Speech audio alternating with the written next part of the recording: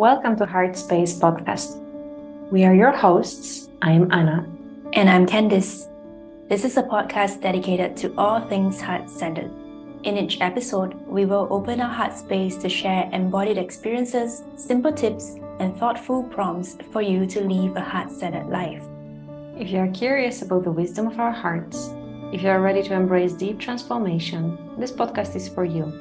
Don't forget to subscribe to our podcast so you don't miss any episodes. From our hearts to yours, Anna and Candice. Hi there. Today we are happy to welcome another amazing guest to the podcast. We are very excited for you to hear her voice, her laughter, and most importantly, her empowering story. And this story takes us on a journey from burnout, anxiety, and depression to her becoming a mental health activist and an ambassador of joy. Joining us today is Laura Yates. She's a cacao ceremonialist who holds space and facilitates women's gatherings in Singapore. She's also the founder of Secret Sunrise Singapore. In our conversation, we delved into Laura's mental health journey, exploring what supported her throughout this whole experience and how acquiring diverse skills and pursuing her passions led her to where she is today. We talked about spirituality, Laura's role as a mental health activist, and about joy. What is the essence of joy, and how can we cultivate joy in our daily lives? And as always, we ask to hear what is her perspective on leading a heart-centered life. This episode is a nourishing, deep, and emotional conversation that we can't wait for you to dive into. So without further ado, let's get to it. Enjoy.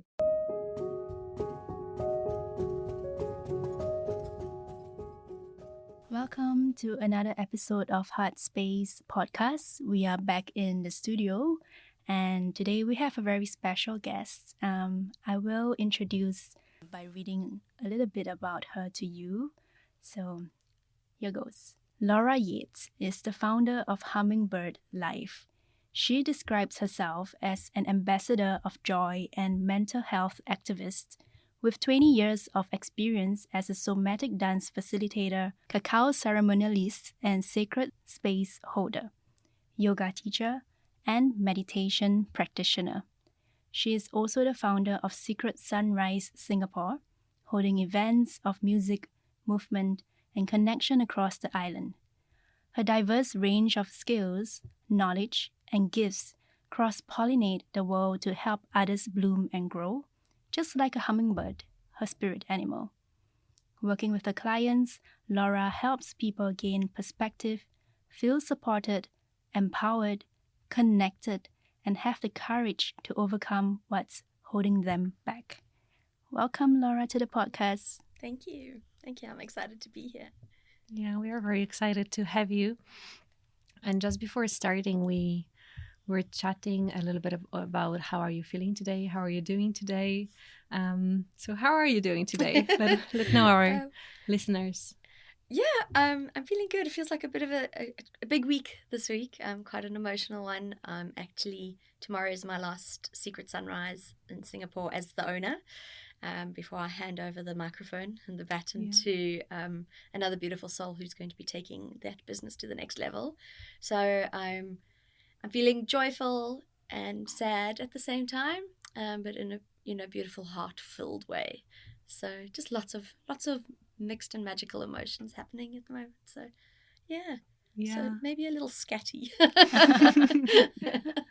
Yeah, Secret Sunrise is such a beautiful initiative that you've been, nurturing here in Singapore. And I remember my first session with you, and it was just purely magical, dancing in the wild with this bunch of crazy strangers. So maybe you can just share with our listeners just a little bit, because that's not our focus for today, but just a little bit about what is Secret Sunrise. Sure. So it's the catchphrase is a global movement to share joy with the world, and it started in South Africa by two guys, probably about 9 or 10 years ago now. But in a nutshell, we use wireless headsets and dance in nature at sunrise and sunset. And a big part of it is really taking people on this beautiful journey of starting out mindfully in a beautiful meditation and really connecting to their bodies, and then moving into literally dancing like crazy people, like nobody's watching. And then bringing in those beautiful elements of connection to nature, connection to themselves, connection to community and each other, and very, very playful elements. So it really is a fantastic place to, it gives people the freedom to let go and just be themselves. And despite being out in nature where people can see you, the headsets provide a really beautiful cocoon for all of us to just go on this amazing facilitated dance journey. Yeah. It's pretty magical. It is. Yeah, I always told Anna that I would want to join one. And until now, until this date, I haven't really tried one yet. But just listening to how you have mentioned the experience of being in community and yet you still have the space to be with yourself, that's really beautiful. And I feel like that's also why people are always going back or interested in Secret Sunrise, something that is not very commonly seen in Singapore, because there's a lot of community classes, a lot of community events, but none that is really that much of coming back to yourself in that movement and music as medicine. That's spot on. It really is. I think with there's a unique recipe that often we can't really, I mean, I think we know as facilitators, we know part of what it is, but I think there's even an element we can't explain of how this recipe just creates a certain type of magic. I believe it's the nature. I'm sure. Yeah, definitely. So now you're taking a step back from Secret Sunrise as an owner. You will continue facilitating, supporting the new owner, which will be revealed, I guess, tomorrow. How do you feel? I feel like I'm sending a little baby off to to grow up. I don't have kids, so I don't know. I don't imagine that's what it feels. So some very mixed emotions. I've really been trying to take some time this week. I'm going to get emotional now. I don't think I realized how much I had done for the movement in 3 years, and how many people, how many lives I touched. I was looking back at testimonials, and I don't think I ever really let them sink in.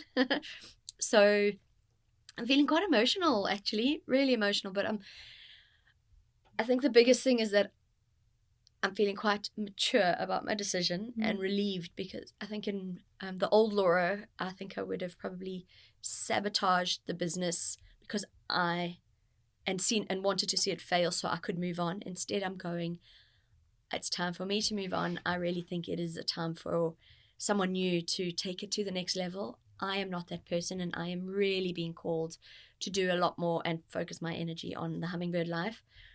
And so I'm feeling quite proud of myself for the mature decision at the age 43 to hand something over while it is still something so beautiful.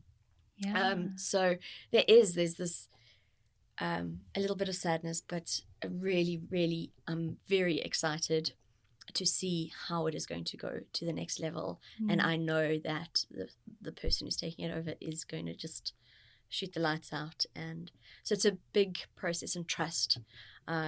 This decision really was made from my heart. And I think that's actually my mind was the thing that was getting in the way. And when I just really felt into it and made the decision from heart, things have flowed so beautifully. I didn't even know who was going to take Secret Sunrise on when I announced that I wanted to let go. So by following that and following my intuition, it's I think that's where I'm just feeling so grateful that I've had such a beautiful confirmation in doing something from the heart that it's just flowing beautifully.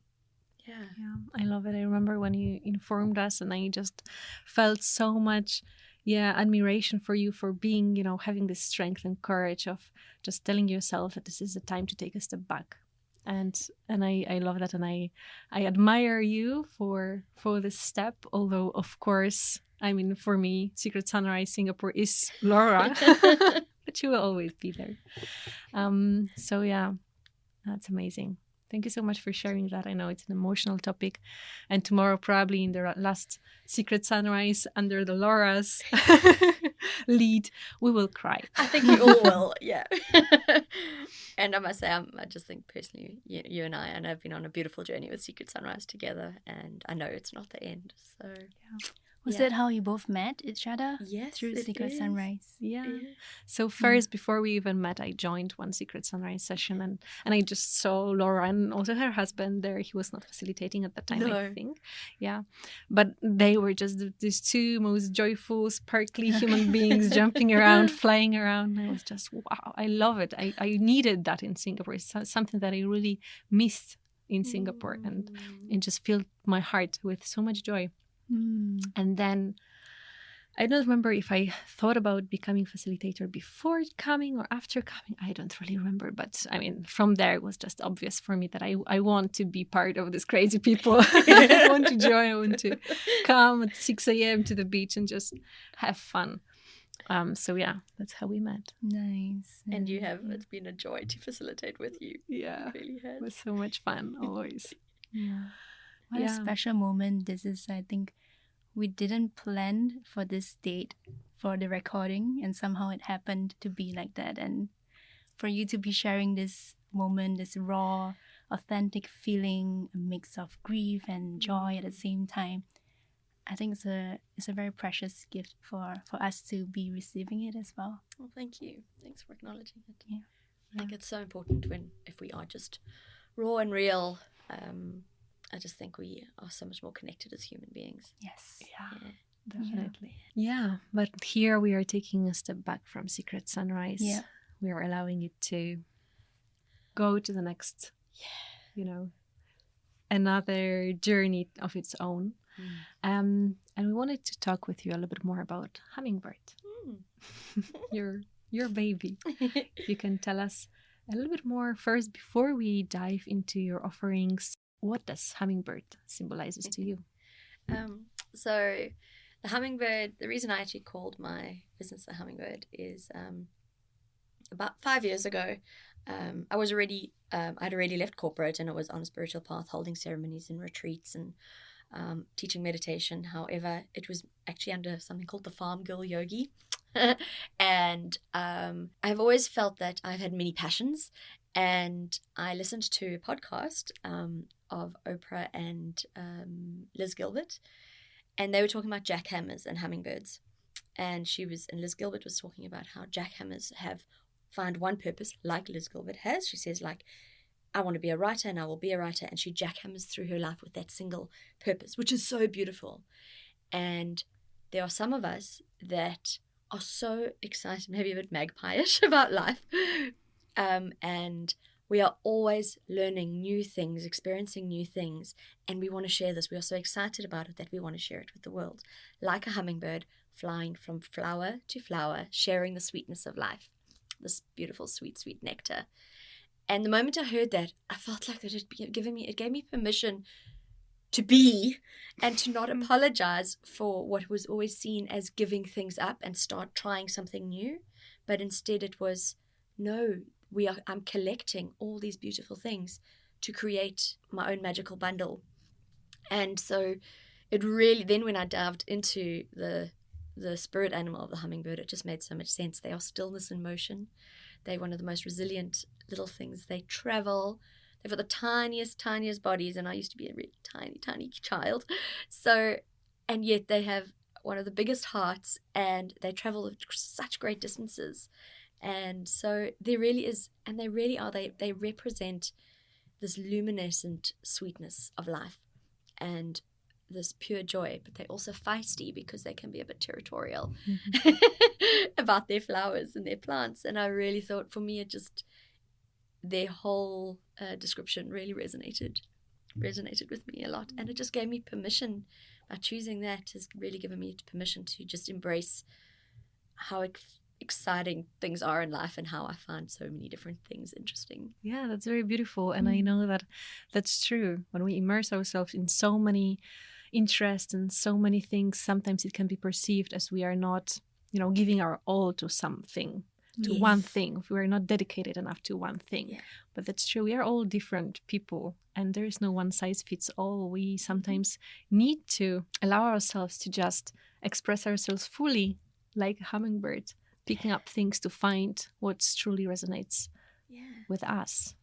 So thank you so much for sharing a little bit more. I'm sure that for some of the listeners out there, it's going to be also a supportive, or it's going to be a good thing to hear that they maybe are just a hummingbird in the space you of have their permission life. to fly You around. have permission to fly around and be yourself fully unapologetically. Yeah. Yeah, so you picked up a diverse range of skills. Which one started this journey for you, and then through that, how did you found other modalities, and how did it weave into what you are offering right now in this moment? It's a big question, so you can dive in wherever you like. So my journey started. Let's start right at the beginning. I grew up on a farm in South Africa in quite a rural area. And so I've always been exceptionally connected with nature. I've grown up barefoot and dirty, and very connected actually to the Zulu and some African tribal cultures. That's actually the second language that I could speak. And so for me, nature has always been knowingly or unknowingly, has always been essentially my best medicine for me personally. And I've now realized it's the best medicine it's almost the best vessel for me to share my medicine with others. And so I think nature, and then the second one is movement. And for me, movement and dance, specifically dance, is my second best medicine. And as a child, I used to dance, but then in 2003, I discovered something called NIA, N-I-A, the NIA technique. And this is, I would almost say, original form of somatic dance. They didn't even call it somatic dance at the time. It was neuromuscular integrative action. And it was all about, I would say, conscious movement. So very much about dancing with purpose and finding your inner joy rather than relying on the external. So it was what they called authentic joy. And getting to a level through movement and through dance and through the certain types of tracks, everything else, the certain movements, we would come to this elated sensation that came from inside out, from within the body. And so I was actually a chartered accountant, and that's what I qualified as. But and funnily enough, I qualified as a chartered accountant at the same time as I was doing this training in NIA. And the training in NIA goes through belts, so it's white belt, green, blue, brown, black. So I'm a brown belt in this, and I even travelled to the States and to the UK to get trained.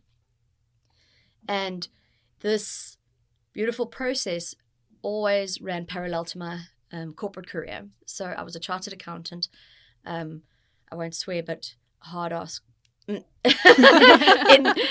high heels in banking, which, there was a certain part of me that, fitted the mold, and I think, but I was very out of alignment. But it was almost like I had two personalities. I did that, and then in the evenings I would come, leave the office and then go and teach this beautiful free-flowing movement and it was music, movement, and magic, which was really amazing.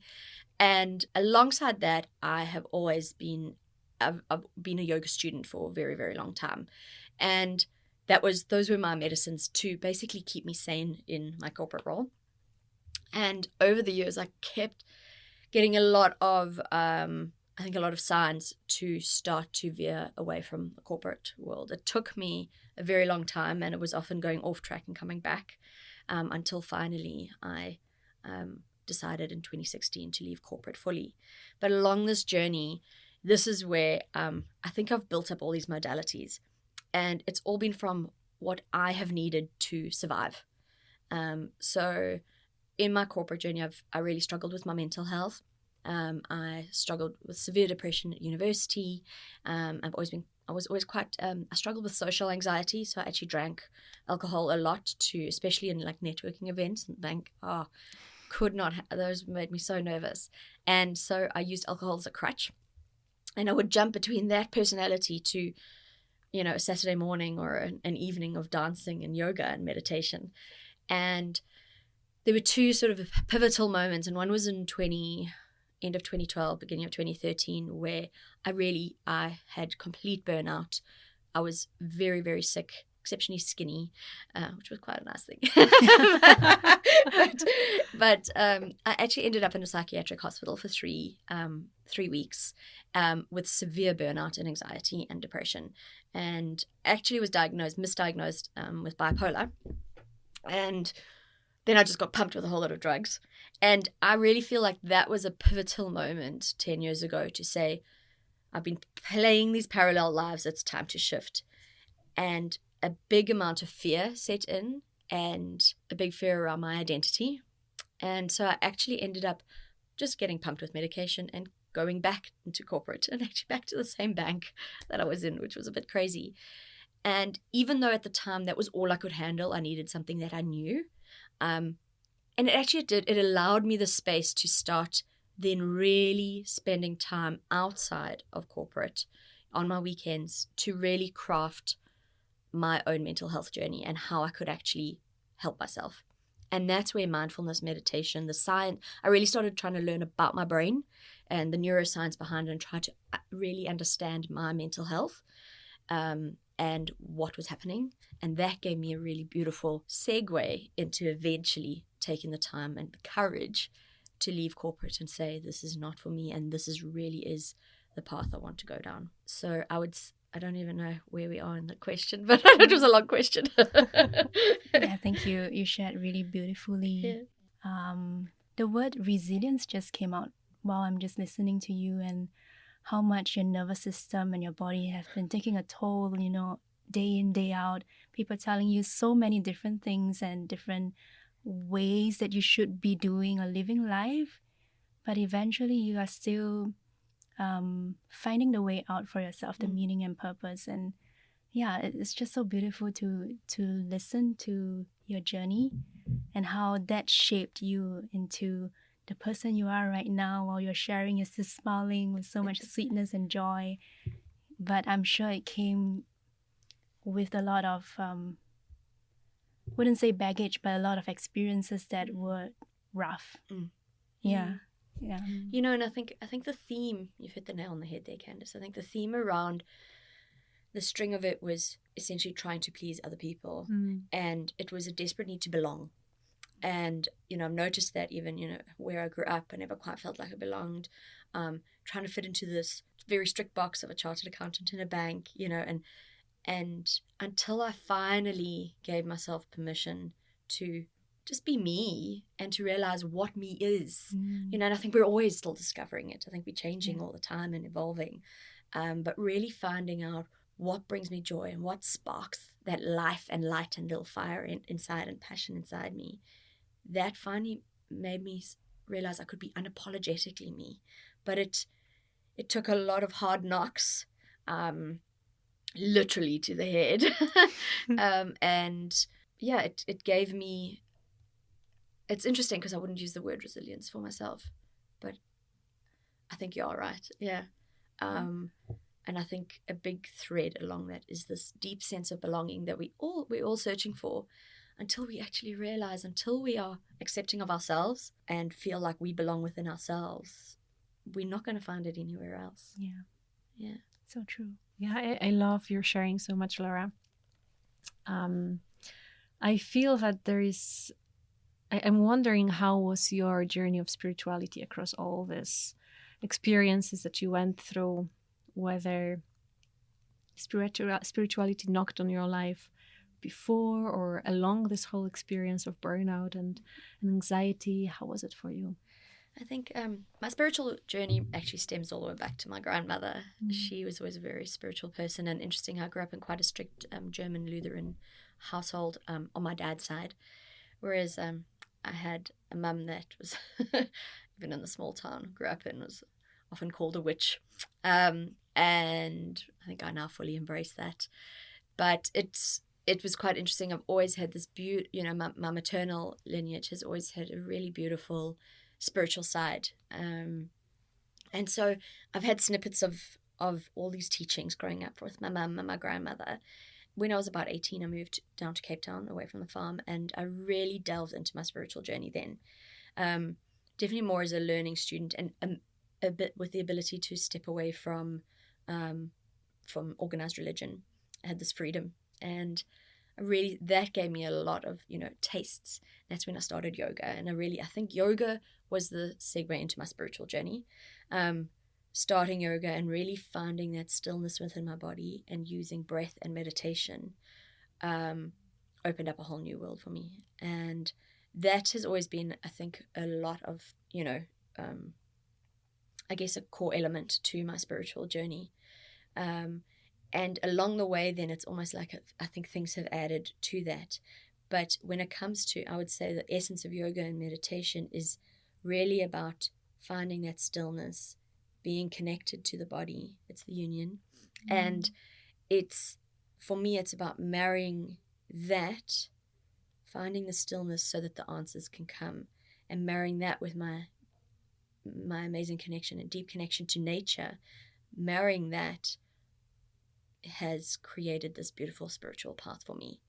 So it was almost like my spiritual path was always there, and whenever I'd veer off track, I'd go on a bit of a drinking binge or a workaholic binge, and then I would, coming back to my center, would be on my mat or on the grass. And I think those were always, it was just come back, and those brought me back home, back to myself. And along that, the dance and the yoga were always, the key things. And then I also, growing up, I used to always go to kinesiology and to Reiki sessions as a client. I remember going for my first kinesiology at age 11, and it was, I still remember the age recession we did. It was phenomenal. So for me, it was always having spiritual healers around me was essential for my own spiritual growth, my own personal growth. But it was only about 2016 when I left the corporate that I finally gave myself a real big amount of time and space to delve deeply into it. And that's when I was holding retreats and really delving into understanding my spiritual path is my own, and that each of us can find our own medicine in a different way. I think for me, that's where the spiritual, and that's when I started going into certain shamanic work. So I discovered cacao ceremonies, and cacao we can go into a bit later, but that for me, it became a really big part of connecting myself to nature. And this is where a big element of nature really, it was always focused on the meditation and the yoga and the mat and the dance, but a big almost, tectonic plates kind of shifted and clicked into gear. And for me, it was the power of connection to nature and how we can just receive our messages and how it's so healing. And so going along what I would say earth-based practices, pagan shamanic practices, those have really, really taken me from that journey into a very, very deep spiritual space where I think I've become so much more trusting in my journey. I still remember about 5 years ago, I was actually considering going back to corporate, and and I was talking to a psychologist at the time, and she said, and I was going, I could do this, and I said, very hummingbirdy. Oh, I've got this skill, and I've got this skill, and I could do all of these things, and I don't know what I'm going to do, and what are people expecting? And she just wrote on a piece of paper and held it up, and this piece of paper just said, trust and allow. And I just sighed, and from that moment I went, yeah, actually, this is what I can control, and the rest I can't. And by doing that, I just feel like I've really started just trusting in being held by the universe and by the nature spirits. So I really feel like in the last 5 years, I've always had the spiritual, but the last 10 years and then the last 5 years the accelerator has gone on, and it's just, I feel like every day there's a new piece of magic coming in. Yeah, I see that it was with you, any form of spirituality that came up in your life, it was just holding you through all these experiences and was always by the side. And I don't remember who said that, but someone, I don't know if it was a podcast or an article, that depression is basically deep rest. It's deep rest needed from the persona that we are playing and the deep rest for our soul to just come back to who we truly are. And that is just a lesson for us to take a step back and remember. So I'm very happy that you had this beautiful spiritual practices by your side always to hold you through all of these experiences that I'm sure that you just had to go through to arrive to where you are right now. Wow, I've never heard that. That's really beautiful. It takes me back to, I remember in 2013, I remember curled up on the floor in my bedroom. And my husband was out and I'd got back home from work and I was suicidal. I felt like I still see myself in this big black hole. And for me, that was then when I booked myself into a psychiatric clinic and I couldn't communicate with anyone. And really it was this cut-off point that enough is enough. And this was the pivotal moment in giving myself the deep, deep rest that I needed. I've never heard someone explain that to, but yeah, it resonates with me so much. Unfortunately, we have to go through, in the shamanic terms, they call it the dark night of the soul. And and often it's not just one. Many people talk about a spiritual awakening. I don't think we have one and then, oh, wonderful, we can carry on with our lives. I think we just keep getting tested over and over. Have you learned? Are you really listening? And so I think we have many of these layers of spiritual awakenings. And I do truly believe that. I think having serious mental health issues often is the catalyst for change along our spiritual path. Thank you so much for sharing that. So you are also introducing yourself as these two big titles, the Ambassador of Joy, to which we'll jump into in a second, but also a mental health activist. If you can share a little bit about that, what does it mean to you? Yeah, I think I really feel like mental health is seen as, I would say almost coveted in one blanket. People just talk about mental health like a buzzword these days, which actually it's a good thing that we're talking about it, but I don't think we need Mental Health Day as one day of the year to ask people if they're okay. So I think the activism part is just me sharing my story and helping people to see that they're not alone and it's okay not to be okay. I think so. Yeah, I've done some keynotes talks about my journey and my struggle with my mental health as well as my alcohol addiction. And my main hope is for people to also understand that there are so many different avenues of mental health. I was misdiagnosed with bipolar. So then I was put on a whole bunch of drugs. Then I've also been diagnosed as adult ADHD, which maybe is a little bit true. And I've gone through all these different things, pumped with this, pumped with that, gone off the drugs, made it feel worse, and it's not a one size fits all. And so mental health is such a broad topic. We can have it with postpartum, there's postnatal depression, there's anxiety and depression often lumped together. They are completely separate. Burnout, it could be could be a mental health or depression from an emotion. It could be a chemical thing. There are so many layers. Social anxiety, even going into schizophrenia.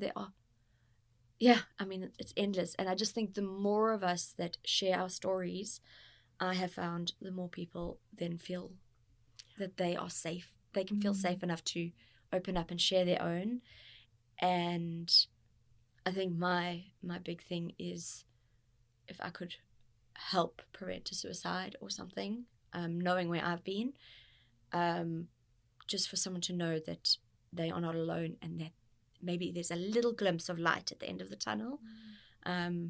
It's easier said than done, especially when you're really in that deep dark hole. But if I can be that tiny little glimmer of light and hope to someone, then my job's done.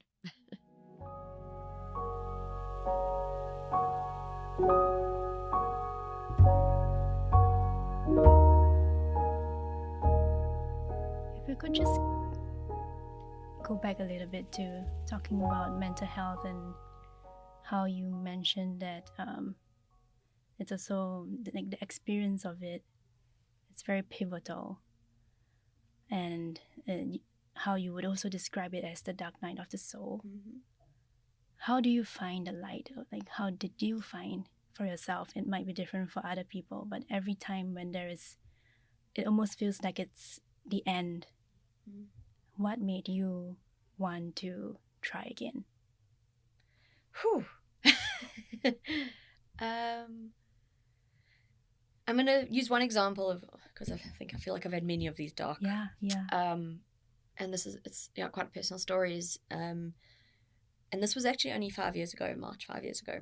I was in actually quite a bad place in some relationships with my family.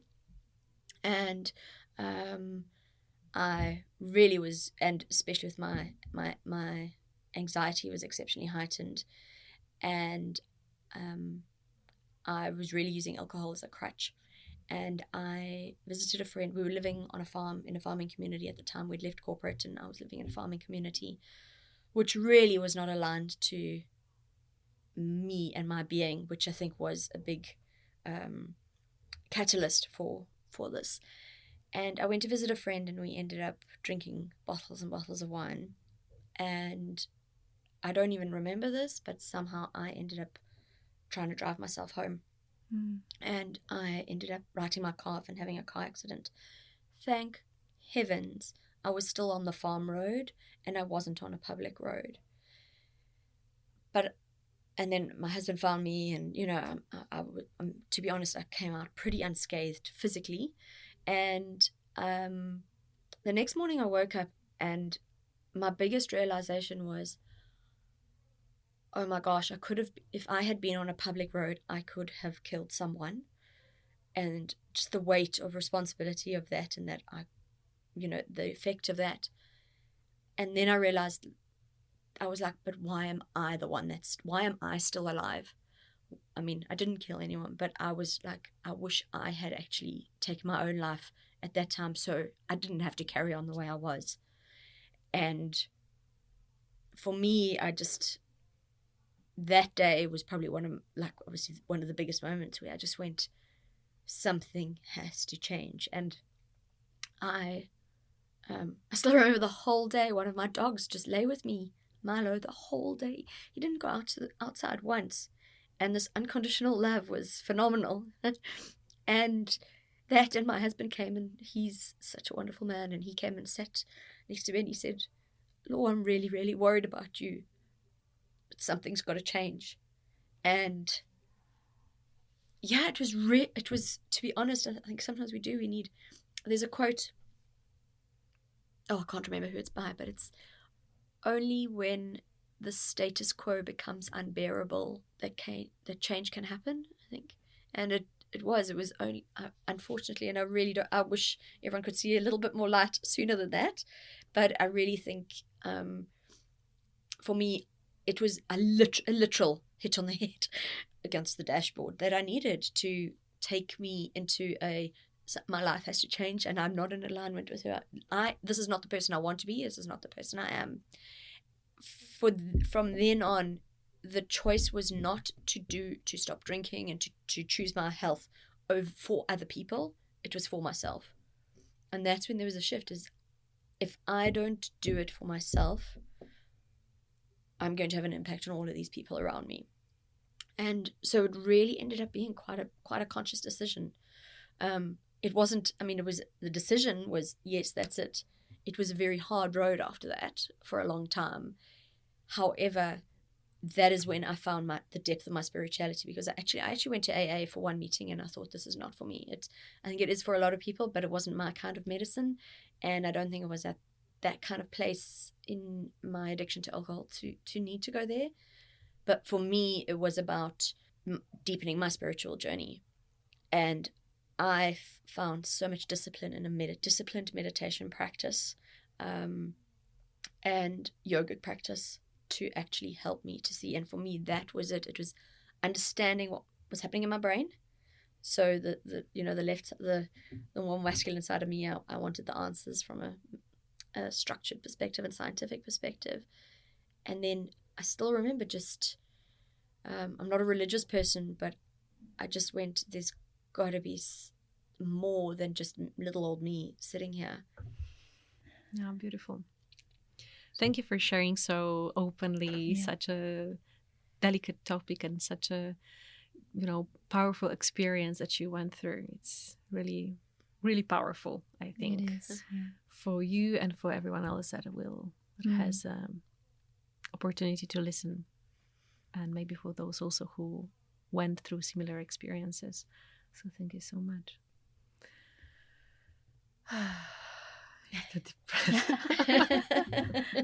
Yeah, but I think it's a very, like you shared, being like the role of mental health activists.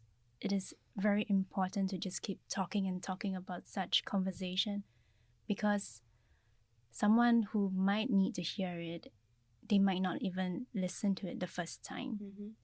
But with repeated conversations from different people, different avenues, different channels, one day, just like how you have the openness to receive unconditional love, then the message would just get through it. That little tiny crack, and then the light just goes through and it gets you. And that would be the turning point for many people.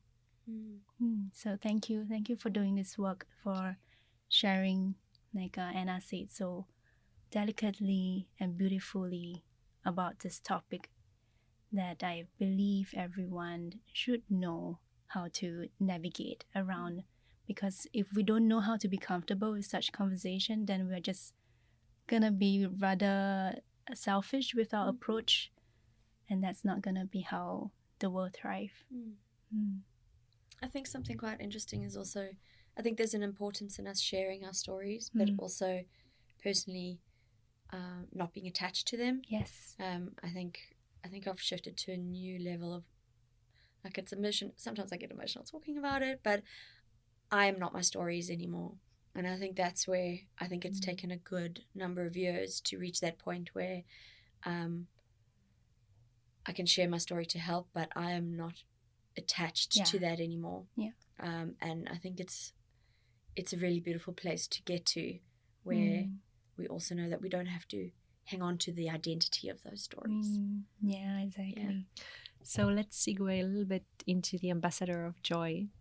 If we can speak a little bit more about it, what is behind that beautiful title for you nowadays? What are you offering to the world?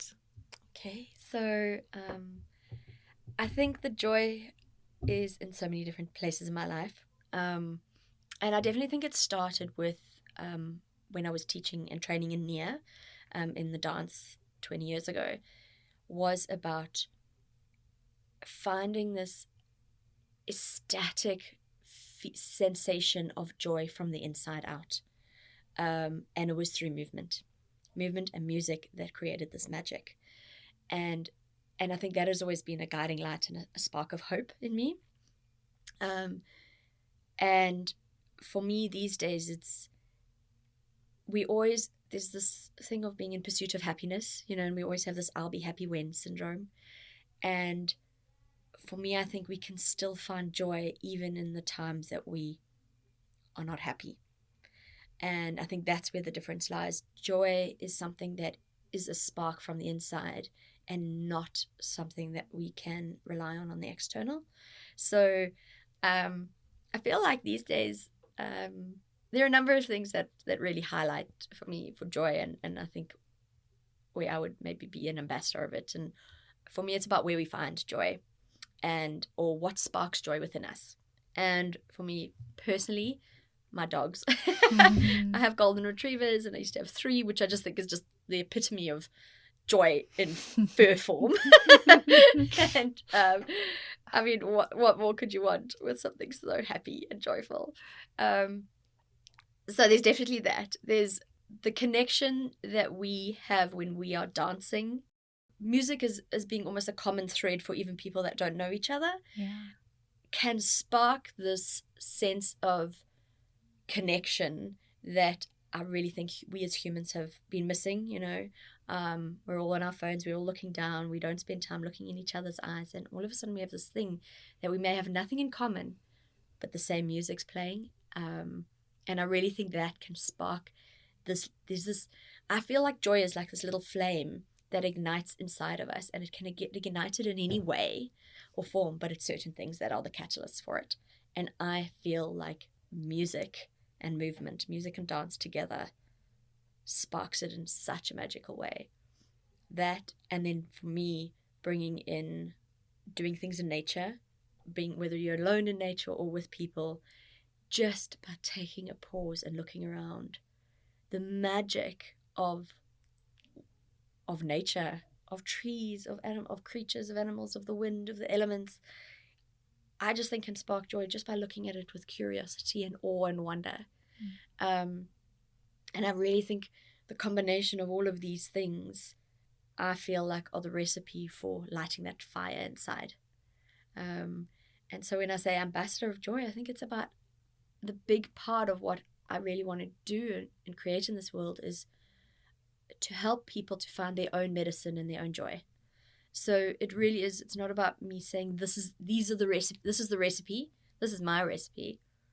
But maybe if I share enough of these different ingredients, you might be able to pick out a few ingredients and make your own recipe.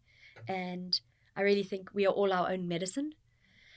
And by creating our medicine box of joy for ourselves, that is when we really start finding alignment within ourselves and finding our own authenticity and living from the heart. So you can basically make these conscious decisions for yourself, even the smallest ones in your daily life, right? To spark that joy within. And I think it doesn't have to, like, it's these are little things that are in our reach. Yeah. It's not like we have to go on massive journeys. I mean, traveling's great and, all these things, but it's stepping outside.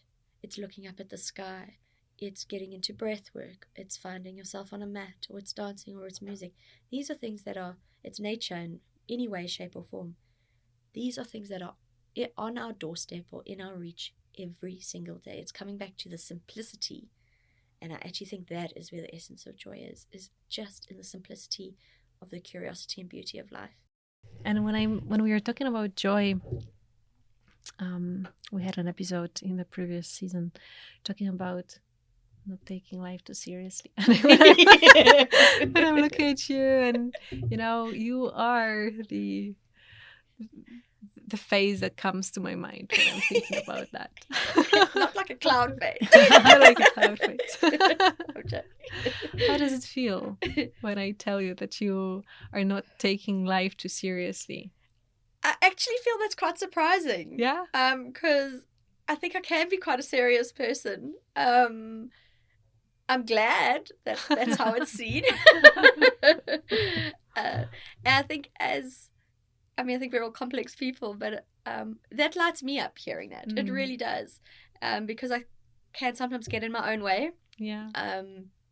Sometimes a little bit too hard on myself, or, I think the depressive tendencies can come back.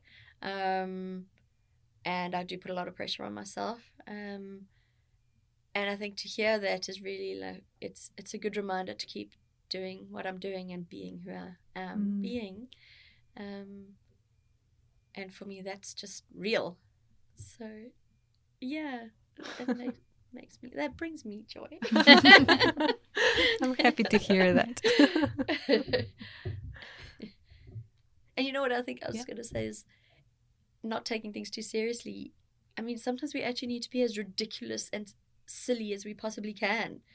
And just by being that, we really do find perspective in life. It really is. It can be such light medicine for us. And it doesn't mean we're not being adults, but to have that childlike curiosity and playfulness in our lives is just so healing for ourselves and for others. Yeah, sometimes we can get a little bit too, exactly like pressuring ourselves to show up in a certain way. But if we can just take a step back and go dance in the grass and just enjoy this exactly childlike joy and pleasures, we can drop that armor a little bit more. Yes. Yeah.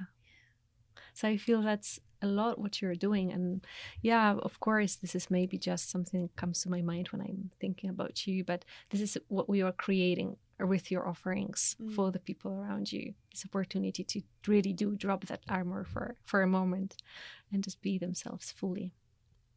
Definitely. And I think I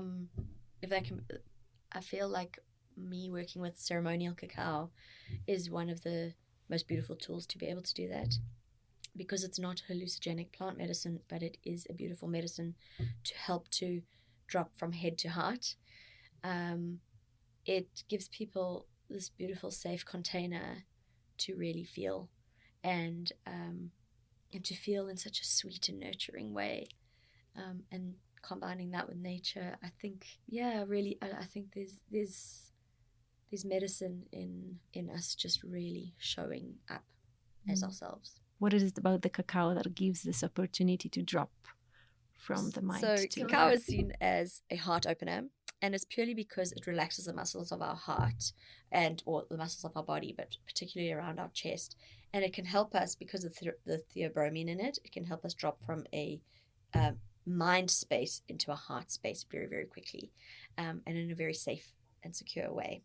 So for me, it's a really beautiful, sweet medicine that, if used, and this is really important, is if it is used by the right practitioner with the right intention, and it is prepared in a ceremonial way, really respecting ancestors and the lineages, the ancient traditions of the Mayans, the Aztecs, the Olmecs, the Chinchepes, that if we can go back to honoring those and creating this beautiful ceremonial space where people feel safe and held and nurtured, the cacao creates, I almost see her like a big mama hug. And she just comes and holds us. She can be punchy and powerful if she needs us to see, but there is something quite magical about being in the space. But it's important it's not just the cacao. It's so important that it's ceremonial cacao. So even how the farm, where it's come from, who's planted it, who's put it into the cacao, got it into the paste that we are using, how it is being made into the drink that you are having in the cacao, how the ceremonial space is held. All of these things along the line create this magical experience. And it goes down back to you being the medicine. It's the state that you're in that day, that you are coming to a ceremony. It is the state of the people around you. I always think it's so interesting who comes into circle and who comes into ceremony. Even strangers will mirror some very interesting things for each other. So it's really important to actually come back to, you are the medicine, and the ceremonialists, so say me holding the space as well as the ceremonial cacao, are the vessels that are holding you in this journey for you to heal yourself. Has it always been a ceremonial, like a purpose for cacao since like the ancient times? Was it always for ceremonial, and what kind of ceremonies do they hold it for? So it depends. Certain places, so actually in certain places in Peru, it was often just seen as a beautiful chocolate drink. No milk, or, not like we know it today, but quite a bitter drink. But there are certain places in Peru also, especially in the north of Peru, where they have even found temples that even date pre-Mayans that have residue cacao in these temples with mummified bodies, mummified priests and priestesses. So it really does go back a long way, and so it was revered in a lot of different ways. But the ceremonies as we know them today are quite different.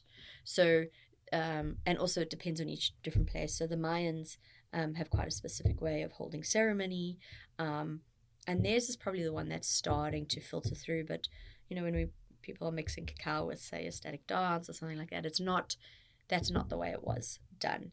The interesting thing is the cacao was always actually prepared by women, because it is seen as a divine feminine plant, and so they were always the preparers and almost the guardians of this plant medicine. So that is a tradition already that has changed as men are starting to prepare and serve cacao. I could go on about all the differences, but I think the big the big thing is that they were ceremonies, but they were also held in ritual. So it wasn't just the way we see it as ceremony. It was seen as the blood of Mother Earth. And so it was held in ritual, in births, in deaths, in celebration, in offerings back to the earth. So in almost in ceremonial and ways, but more simplistic. Almost if you actually just made your day a ceremony. I would say that is probably the best way to commune with cacao. Yeah. And I think that's probably one of the most authentic ways. Yeah, celebrating the day with cacao. Yeah. Celebrating simple joys of life with cacao, with dance, with with nature. That's what I feel your medicine is. Oh yeah, I think it is, and even I think one of the most important things, even with cacao, is in any ceremony I will pour a cup for Mother Earth, and then pour it back, give it to her. It is one of the traditions that actually it's important that she has the first cup before anyone else. And it's really important for us to not just take, and to really receive with gratitude and give back in whatever way we can, and that might even just be energetically. Yeah, that's so beautiful. And I think it also sets the tone for the ceremony when everyone, I'm sure, like when you're doing it, people are looking at it. And even without words, just by your action, it gives them some kind of remembrance of the reverence that we should have for nature, for Mother Nature. So thank you for doing this. Oh, pleasure. For doing this work. There's actually a word you've just used is remembrance, and I think this is so important, is that all of us have this wisdom.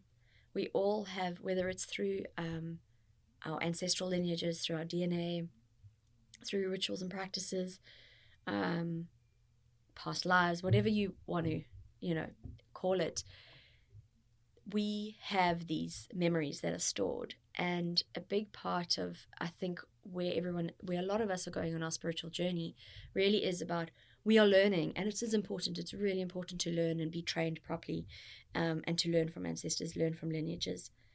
But once we have taken this knowledge, to then embody it and experience it for ourselves, that then changes it into sacred wisdom. Yeah. And that, in turn, actually ignites a remembering in us that's been there all along. And this familiarity that actually we have known this medicine for eons and eons and eons. And I think there's a heightened level of remembering. I think now more than ever, the remembering is, I think, the rememberings are coming up a lot quicker. Yeah. So you are creating this beautiful brand, Hummingbird Life, here in Singapore. You started it over here, right? Or did you kick it off before? It actually started before. It was started with the search of the hummingbird. Yeah. And then it became the dance of the hummingbird. And now it is the Hummingbird Life, which is actually beautiful. It shows my journey, the searching, the dancing, and it just being part of life.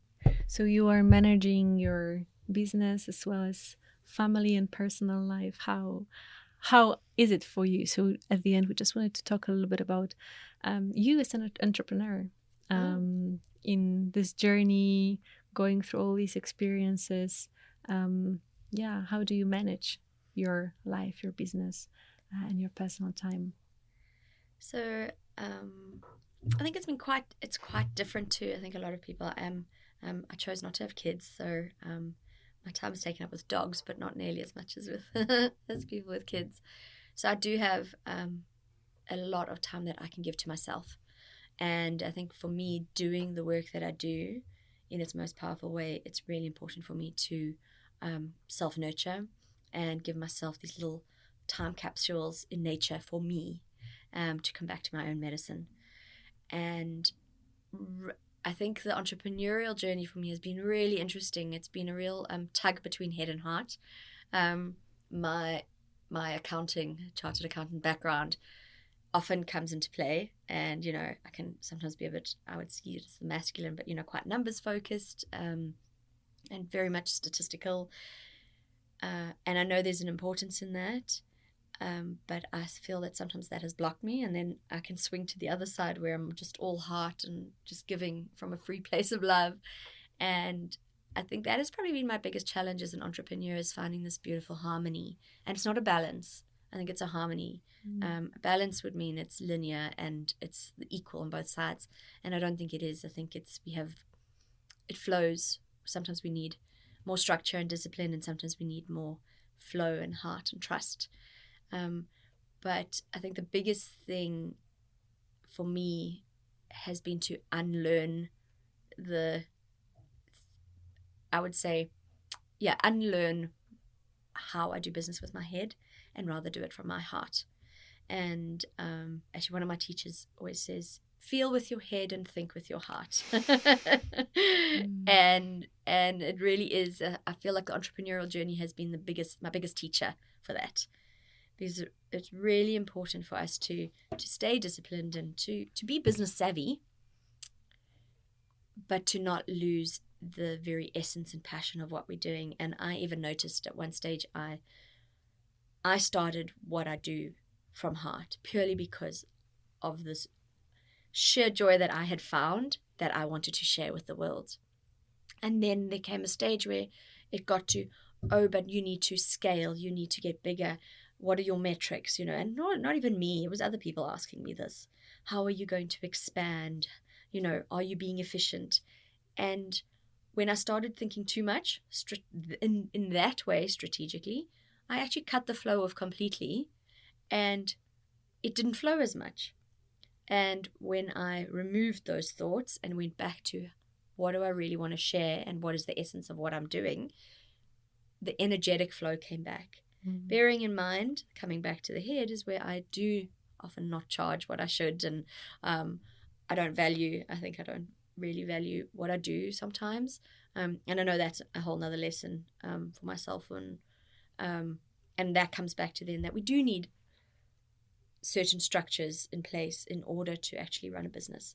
And it's finding this beautiful marriage and harmony between the two. But I really feel that for me, it has to start with heart, because until we have actually, again, it comes back to igniting that little fire and that passion inside.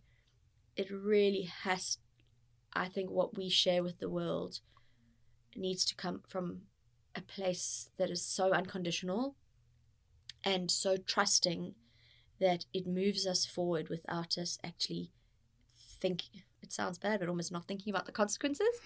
But if it's coming from a good place, the consequences will always be good. And it's coming from this real, real deep, deep trust in ourselves and what we believe in, and knowing that it'll work out because our intention is pure. And if it is coming from pure divine love, it can only be a good thing. Definitely resonate for both of us as well, because we are also entrepreneurs in our own way and also creating a brand together. So what you have shared could potentially be whatever that heart space is actually all about. It's all about coming from the heart. And I would say that you are living a very heart-centered life. Thank you. I try. And I recall you mentioned a little bit about going back into nature. Do you have some spots that are your favorite spots in Singapore? I'm not going to tell you, otherwise you'll find me there. Wink, wink. Actually, I think many people know my ultimate spot is Fort Canning. I hold a lot of my ceremonies there, and it's the top part of Fort Canning. There are two big, beautiful banyan trees up there, and I actually feel when I hold the ceremonies, they are just wrapping their branches and roots around all of us, and I feel like I'm one with them. And so I actually do go and spend time there on my own, and recharge and chat to the trees. I think some passerbys do think last night I was there singing to the tree on my own before I was holding a women's circle. Yeah. So that is probably my ultimate spot. And I have some very deep connections. Interestingly, I didn't realize until afterwards, but when I was in quarantine in 2020, the hotel I was in was overlooking Fort Canning, and I actually think I magically infused a whole bunch of stuff while I was standing at the window. singing out of my window. So I think Fort Canning and I have a very, very special and deep relationship. Oh, that's It's also lovely. the first place I did a secret sunrise and will be the last Oh, tomorrow. So, and then I would just say, just because I'm an Eastie, the East Coast Park is amazing, and we have a few little hidden gems where we take our dogs swimming. And for me, there's something quite magical about swimming in the ocean with my dogs and just being held by water. It really is quite amazing. Yeah, I think, to be honest, for me, anywhere where there are trees. Especially big old trees. just hugging them. It's hugging, yeah, Just hugging them. yeah, the big tree hugger. Because I would even say McRitchie and the big jungle areas also. There's something quite magical about trees. Thank you. Yeah, thank you so much. If we ever sharing. bump into each other, we will be giving you private space. We'll not be taking over too much of your space. Don't worry. Always happy to share. Always, the trees are big enough. Yeah, I definitely agree on both spots. And Fort Canning, just on the top, is something magical. I just attended your cacao ceremony a week ago, just over there. As always, it never disappoints. It's such a magical and heart-filling place, such a joyful place to just lay around, look at the leaves moving on the wind and the clouds passing by. And so thank you so much. Laura, one of the last questions we have for you for today, as we are slowly wrapping up this conversation, this very full, nourishing and beautiful conversation that we had. If you can share your perspective on heart-centered living and what it means to you.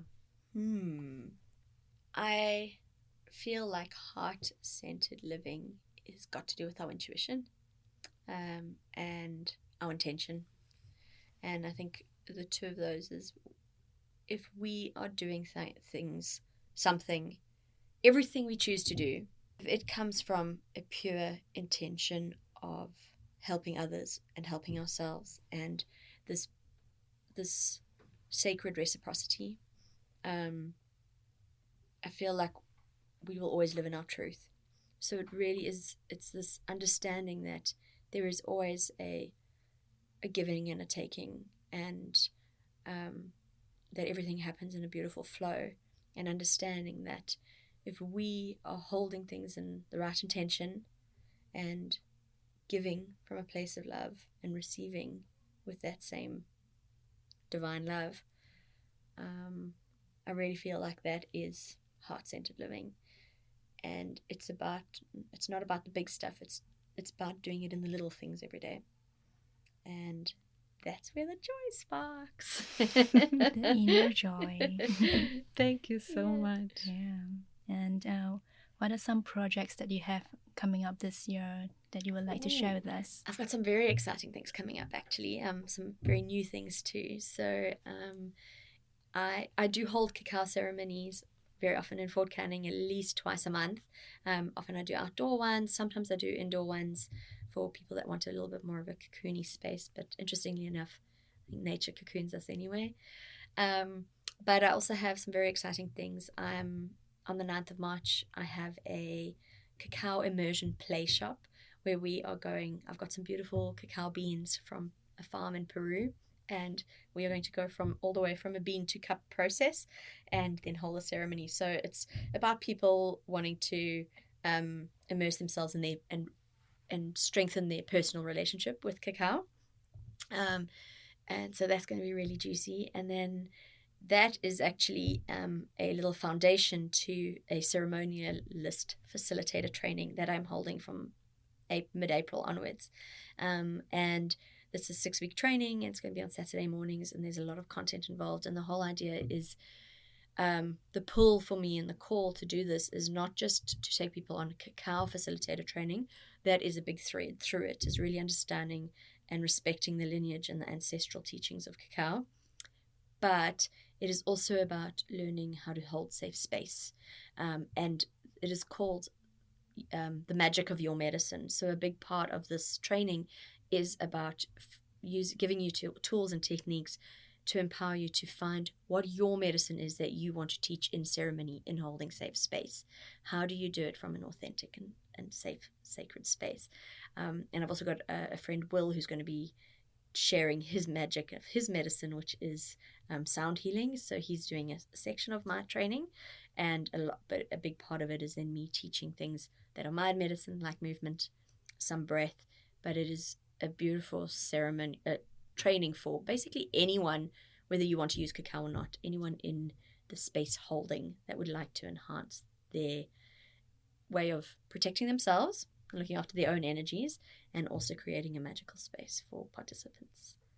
And then I do have a plan, this is the first time I'm saying it out loud, to hold 2 retreats this year. But I have no idea where or when. So we'll see, but those will probably be later in the year. We'll keep a lookout for that. Definitely. All right, Laura, thank you so much. Thank you for this very heart-filled conversation. Oh, thank you both. It was a wonderful conversation, and thank you for listening to my ramblings. Oh, I love to. It was beautiful having you, chatting with you. Yes. Yeah. So thank you for sharing your joy with us today, your joy and your sorrow. Thank you for commiserating and laughing. It was a beautiful invitation to come and share this with you. Thank you.